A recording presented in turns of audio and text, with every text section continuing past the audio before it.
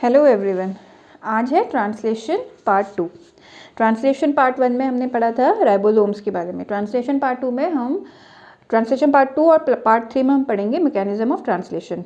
तो पहले उसमें हम आज के लेक्चर में हम 3 स्टेप पढ़ेंगे किसके? प्रोटीन सिंथेसिस के। प्रोटीन सिंथेसिस एक कॉम्प्लेक्स प्रोसेस है, उसमें 5 स्टेप्स इन्वॉल्व हैं। तो पहले 3 स्टेप हम आज पढ़ेंगे और बाकी के 2 स्टेप हम नेक्स्ट लेक्चर में पढ़ेंगे। तो पहला स्टेप आता है activation of amino acid. Of course protein synthesis हो रही है तो उसका मोनोमर हमको चाहिए, एक्टिवेशन ऑफ अमीनो एसिड। क्या होता है आपको पता है कि 20 अमीनो एसिड है, 20 टाइप के अमीनो एसिड हैं और पॉलीपेप्टाइड्स हैं बहुत सारे। तो यानी इन्हीं अमीनो एसिड का एक मैजिक कॉम्बिनेशन या इनका अरेंजमेंट कह लीजिए या इनका नंबर कह लीजिए कि किसमें कितने हैं, ये डिफ़र करेगा। तो डिफ़र अलग अलग डिफरेंट आपको पॉलीपेप्टाइड्स मिलेंगे या प्रोटीन आपको मिलेंगे। उनकी स्पेसिफिसिटीज़ डिपेंड करेगी कि उसमें कितने अमीनो एसिड हैं, कैसा उनका अरेंजमेंट है, कितने बार कौन रिपीट हुआ, क्या हुआ, ये सब। ठीक है, तो नंबर और अरेंजमेंट ऑफ अमीनो एसिड 2 चीज़ें। तो ये प्रोटीन्स के मोनोमर्स होते हैं या बिल्डिंग ब्लॉक्स होते हैं। तो एक्टिवेशन ऑफ अमीनो एसिड में क्या होता है कि अमीनो एसिड को हम ए लिखेंगे प्लस ATP, ठीक है, ATP which is the energy currency plus enzyme. अब इसमें यहाँ पर कौन सा एंजाइम इन्वॉल्व है? Amino acyl tRNA synthetase. कौन सा है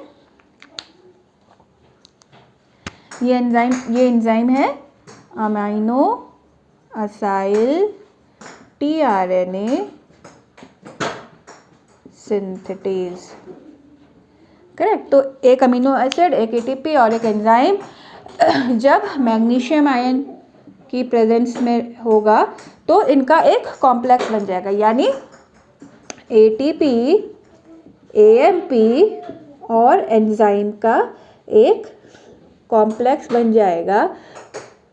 प्लस क्योंकि यहाँ ट्राइफॉस्फेट है, यहाँ मोनोफॉस्फेट है, तो यानी पायरोफॉस्फेट्स या इनऑर्गेनिक फॉस्फेट्स रिलीज होंगे। ये क्या है? पायरोफॉस्फेट बोल लीजिए या इनऑर्गेनिक फॉस्फेट।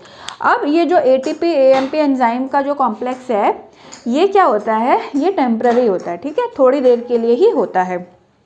और इसी कॉम्प्लेक्स को हम बोलते हैं एक्टिवेटेड अमीनो एसिड। क्या बोलेंगे? इस जो हमारा पूरा कॉम्प्लेक्स बना है ये बोलेंगे हम एक्टिवेटेड अमीनो एसिड, ठीक है। अब ये जो एक्टिवेटेड अमीनो एसिड है यानी ATP, AMP और एंजाइम का जो ये जो कॉम्प्लेक्स है, ATP, AMP और एंजाइम का ये जो कॉम्प्लेक्स है, ये क्या करता है? tRNA के साथ जाता है। tRNA के साथ जाता है तो tRNA क्या करेगा? अमीनो एसिड को अपने पास ले लेगा। क्या होगा कि अमीनो एसिड और tRNA जो है आपका जुड़ जाएगा और एंजाइम क्या हो जाएगा? रिलीज हो जाएगा। एंजाइम रिलीज होगा, वो नेक्स्ट रिएक्शन में या स्टेप में या दूसरे में ये फिर इन्वॉल्व हो जाएगा। एज सच वो निकल गया। प्लस AMP, ठीक है। अब ये जो है, अब ये जो tRNA है, ये इसमें अमीनो एसिड लग गया है, तो ऐसे tRNA को हम बोलते हैं चार्ज्ड tRNA, क्योंकि ये इसमें अमीनो एसिड लग गया है तो ये चार्ज हो गया, चार्ज tRNA। तो ये हो गया एक्टिवेशन ऑफ अमीनो एसिड। इसमें क्या हुआ? बेसिकली tRNA से अमीनो एसिड जो है जुड़ा। दूसरा स्टेप है अटैचमेंट ऑफ mRNA।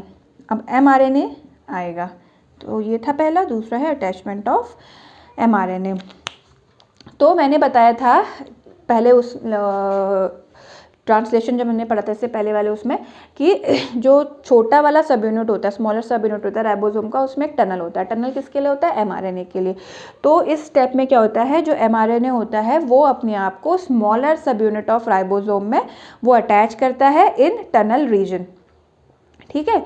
अब एमआरएनए की अगर आप बात करें तो एमआरएनए में आपको थोड़ा सा उसका पता होना, याद रखना है कि वो कैसा था। अगर आप उसका स्ट्रक्चर थोड़ा सा ध्यान में रखें तो वो कुछ इस टाइप का था। तो ये जो था ये क्या था? कैप थी, या मिथाइलेटेड जी कैप जिसे हमने बोला था, ये थी। तो जो एमआरएनए की जो कैप होगी उसमें क्या थे? उसमें क्या होंगे? न्यूक्लियोटाइड्स होंगे। और ये न्यूक्लियोटाइड्स हैं, इसमें जो न्यूक्लियोटाइड्स हैं यानी एमआरएनए की कैप में जो न्यूक्लियोटाइड्स हैं वो जो आरआरएनए हैं यानी राइबोसोम में जो आरएनए हैं उसके कॉम्प्लीमेंट्री होंगे। जब कॉम्प्लीमेंट्री होंगे तभी तो जुड़ेंगे। तो क्या है, एमआरएनए अपने आप को स्मॉलर सब यूनिट ऑफ राइबोसोम में टनल रीजन के थ्रू वो अटैच करेगा, और जो इसकी कैप होगी उसमें न्यूक्लियोटाइड्स होंगे जो कि कॉम्प्लीमेंट्री होंगे उन न्यूक्लियोटाइड्स के जो कि आरआरएनए में हैं। अब क्या होगा, ये इस टाइप का कॉम्बिनेशन होता है कि मैंने आपको बताया था कोडॉन्स जब पढ़े थे तो AUG जो था AUG क्या था? इनिशिएशन कोडॉन था। और AUG मिथ्योनिन के लिए भी होता है ना, मिथ्योनिन जो अमीनो एसिड होता है। तो ये इस टाइप का कॉम्बिनेशन होता है कि जो mRNA है, mRNA में जो इनिशिएशन कोडॉन होगा AUG वो राइबोसोम की P साइट में जाके लगेगा। करेक्ट। क्योंकि हमने क्या पढ़ा था लास्ट लेक्चर में भी मैंने बताया था कि वैसे तो जो A साइट थी, एक्सेप्टर साइट थी, उसमें tRNA और अमीनो एसिड का कॉम्प्लेक्स आता है, और फिर जब अमीनो एसिड वो डोनेट कर देता है तो फिर वो P साइट में जाता है और वहाँ से P साइट से वो tRNA निकल जाता है जब अमीनो एसिड को डोनेट कर देता है। लेकिन मैंने उसमें एक एक्सेप्शन बताया था कि जो पहला tRNA अमीनो एसिड जो कॉम्प्लेक्स होगा वो डायरेक्टली किस में जाएगा? P साइट में। ठीक है। तो ये जो पहला हमारा होगा जिसमें ये AUG है mRNA में, ये जो इनिशिएशन कोडॉन है ये जाके कहाँ जाएगा? P साइट में, क्योंकि ये फर्स्ट वाला है। तो ये चले जाएगा अपना। और इसमें एक प्रोटीन फैक्टर हमें चाहिए होता है जो इस प्रोसेस के दौरान हेल्प करता है या रिक्वायर होता है, उसे हम बोलते हैं initiation factor 3। Initiation factor 3। Okay. तो ये हो गया दूसरा कि एमआरएनए गया, कहाँ गया था? जो टनल रीजन था स्मॉलर सब यूनिट में, वहाँ गया। उसमें ऐसे जो उसकी कैप थी उसमें ऐसे न्यूक्लियोटाइड्स थे जो कि कॉम्प्लीमेंट्री थे किसके? जो आरआरएनए में होगा। और ऑफ कोर्स क्योंकि फर्स्ट वाले की बात कर रहे हैं तो ऑफ कोर्स एमआरएनए में पहला क्या होना चाहिए? AUG। और इसको जो इसमें प्रोटीन फैक्टर चल रही है वो है इनिशिएशन फैक्टर 3। ठीक है। अब क्या है? इनिशिएशन ऑफ पॉलीपेप्टाइड चेन, यानी या पॉलीपेप्टाइड चेन का इनिशिएशन होगा, स्टार्ट होगी थर्ड स्टेप में। Initiation of polypeptide chain.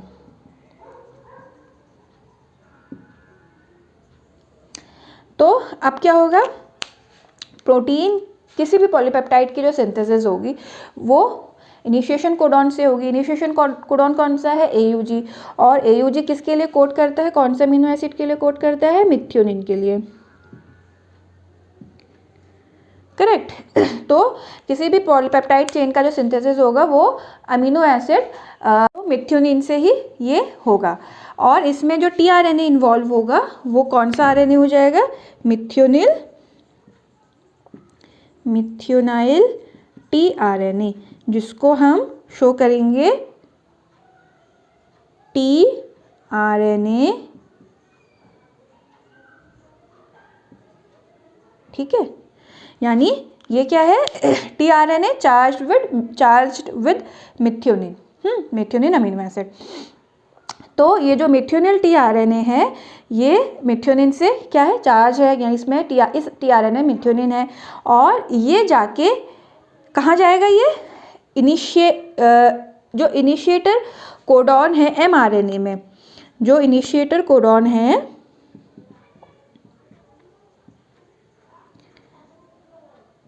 mRNA में, ये वहाँ जाएगा और वो इनिशिएटर कोडॉन अभी कहाँ है, पी, क्योंकि फर्स्ट वाले की बात कर रहे हैं तो ये पी साइट जो बताई थी उसमें जाएगा।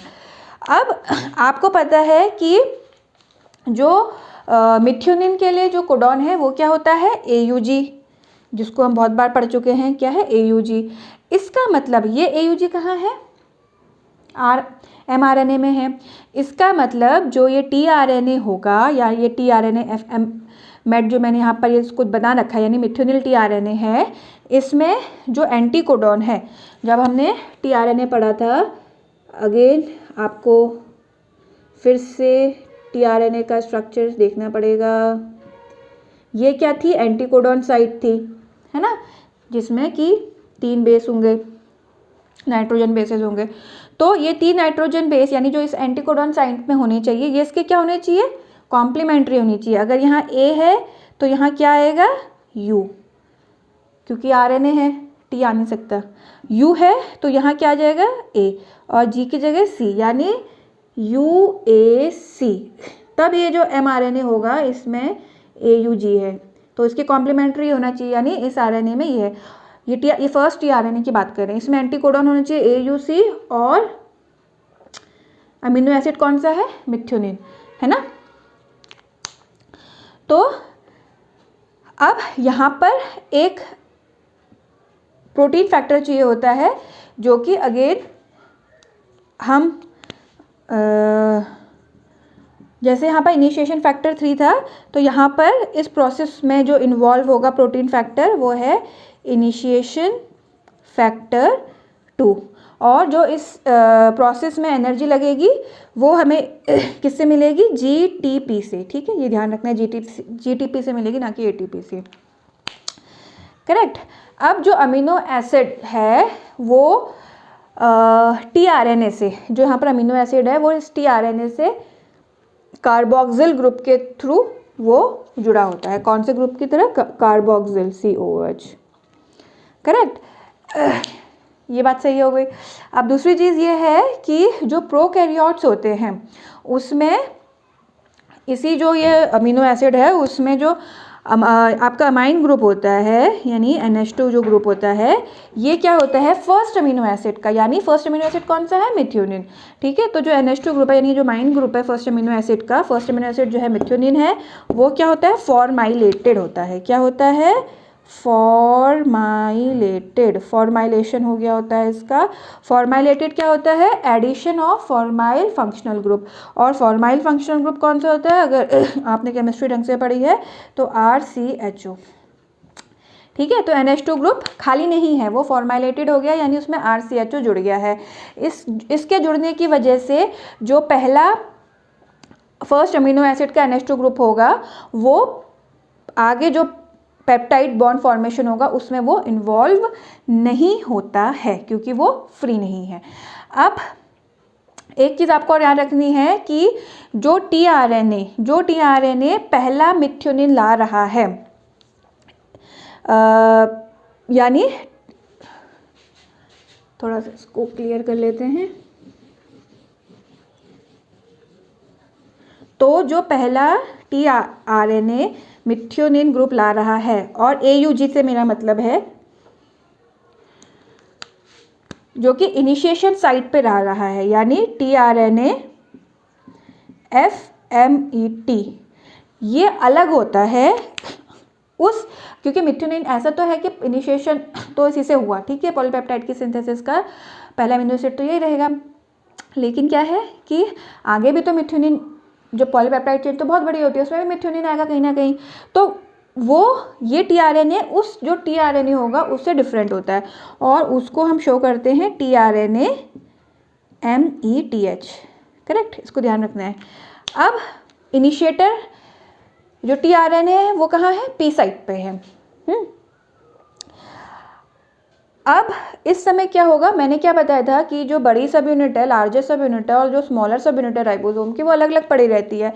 तो जब इनिशिएटर tRNA, ये वाला RNA जो है, ये वाला RNA tRNA जब P साइट पे आता है, उसी समय जो राइबोसोम की जो लार्जर सब यूनिट होती है और जो स्मॉलर सब यूनिट होती है ये इससे अटैच हो जाती है मैग्नीशियम आयन की प्रेजेंस में, और अब ये एक एक्टिव राइबोसोम बन गया।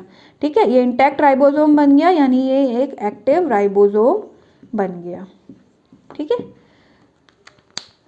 कॉम्प्लेक्स बन गया लार्ज और स्मॉल।